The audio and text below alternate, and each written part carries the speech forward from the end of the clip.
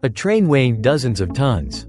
Thundering forward. What pushes it? Not a horse. And not an engine like the ones in our cars today. But simply fire and water. How can invisible heat turn into such enormous force? For thousands of years humans dreamed of it. And only about 300 years ago did we finally crack it. That one machine went on to rebuild entire civilizations. And quietly, it still powers your home tonight. Today, let's build the steam engine from scratch. To understand it, we have to start with heat. Heat is not some invisible fluid. Heat is motion. Everything is made of countless tiny particles, always jiggling and never resting. The hotter something is, the faster those particles move. Temperature is really just the average speed of that jiggling. In cold water, they drift lazily. In boiling water, they fly around furiously. In fact, the air molecules in the room around you right now are zipping about at over 1,000 kilometers an hour. So heating something really means making its particles move faster. When particles are trapped inside a sealed container, they constantly slam into the walls. Each collision is a tiny push. Billions of them every second add up to a steady force. And that force is pressure. You can actually hear it. Put a lid on a pot of boiling water, and the rattling is the steam particles drumming against it. Lifting it up, heat the gas, and the particles move faster, striking harder and more often. So the pressure climbs. This is the key. Heat can become a pushing force. But why water? Because when water boils into steam, it expands about 1,600 times in volume. A drop of water the size of your fingertip becomes a whole roomful of steam, pressing outward in every direction. That violent expansion is the muscle of the engine. Trap that expansion behind a piston, a tight plunger sliding inside a cylinder, and you get motion. But there was a catch. The cylinder had to be bored almost perfectly round, or the steam would leak past. It was a cannon maker, John Wilkinson, whose precision boring machine finally made cylinders good enough. The steam engine was waiting on the art of making a perfect hole. Britain, in the 1700s, people are digging coal mines deeper and deeper. But groundwater keeps pouring in and drowning them. The deeper you dig, the more coal you find. And the worse the flooding gets. Horses and hand pumps simply cannot bail fast enough. And good mines are abandoned underwater. What people desperately needed was a machine that could pump water without ever tiring. It was this life or death problem, not idle curiosity, that gave birth to the steam engine. A first crude attempt came back in 1698, when Thomas Savery built a steam pump he proudly called the miner's friend. But it had no piston at all. It could barely lift water a few meters, and it sometimes burst apart from its own pressure. The first truly practical machine was still to come. In 1712, Thomas Newcomen built the first working engine, and its trick was sneaky. First he filled a cylinder with steam, then sprayed cold water inside. The steam instantly condensed back into water, leaving behind an almost perfect vacuum. And the atmosphere, the weight of the entire ocean of air above us, shoved the piston down into that empty space.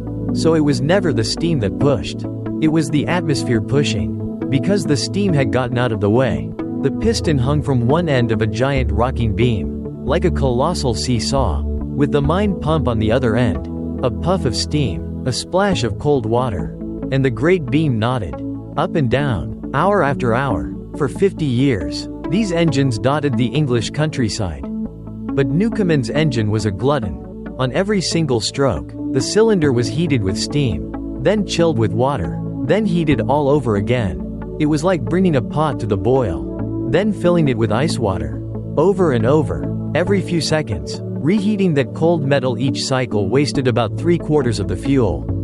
It worked, but it drank coal like a furnace.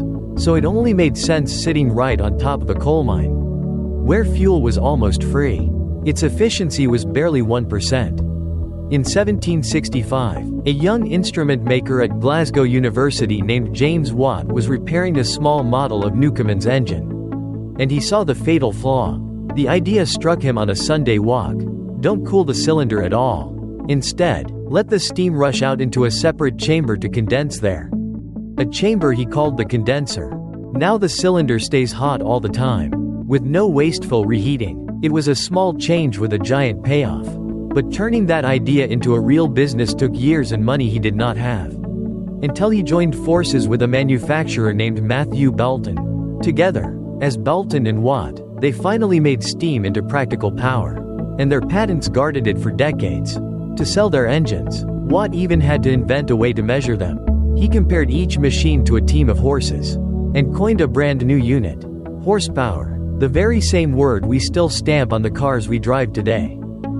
Still, Watt's engine only moved up and down, which was fine for pumping yet useless for driving machines. He needed to turn that back and forth into spinning rotation. The obvious answer, a simple crank, had already been patented by a rival. So Watt got clever and used a curious gearing called the sun and planet. One gear circling another, to spin his flywheel anyway. Now a steam engine could turn looms, hammers, and the wheels of the world. And crucially, a factory no longer had to sit beside a river for its water wheel.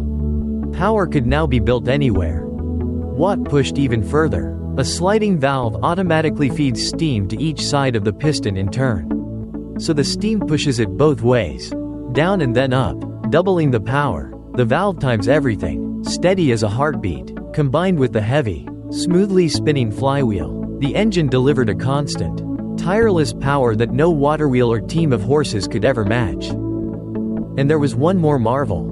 The governor. 2 heavy balls spin around on a pair of arms.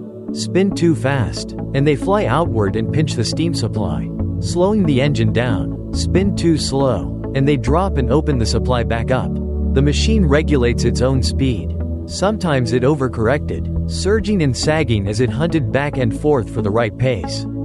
Decades later, the physicist James Clerk Maxwell worked out the mathematics of exactly why. And in doing so, founded the science of control theory, the same ideas that today steer rockets and robots. Now let's put it all together. Fire heats the boiler, steam rushes into the cylinder, the slide valve guides it, the piston drives the crank, the flywheel spins, the governor holds the pace, and the spent steam escapes into the condenser, a living machine, breathing fire and turning the world. Engineers learned to draw the whole life of the engine as a single closed loop. On a graph of pressure against volume, steam pushes outward, and the volume grows. Then the steam is released, and the pressure falls. Then it is squeezed back. The area enclosed inside that loop is exactly equal to the work the engine does in one cycle. In fact, Watt invented a little device to draw this loop automatically while the engine ran, so he could spy on its health. The bigger the loop, the more work it produces.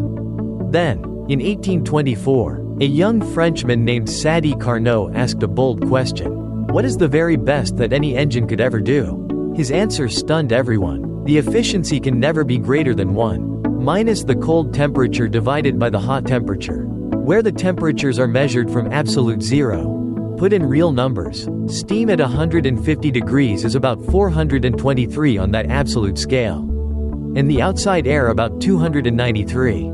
So the best any engine could possibly do is 1 minus 293 over 423.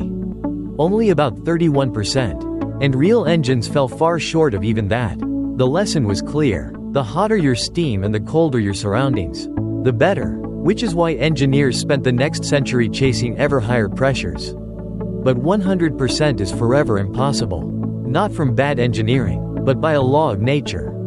Carnot's limit revealed a deep truth. Heat only flows on its own from hot to cold, and never freely back the other way. That one-way street is the second law of thermodynamics, measured by a quantity called entropy, which says disorder in the universe always increases.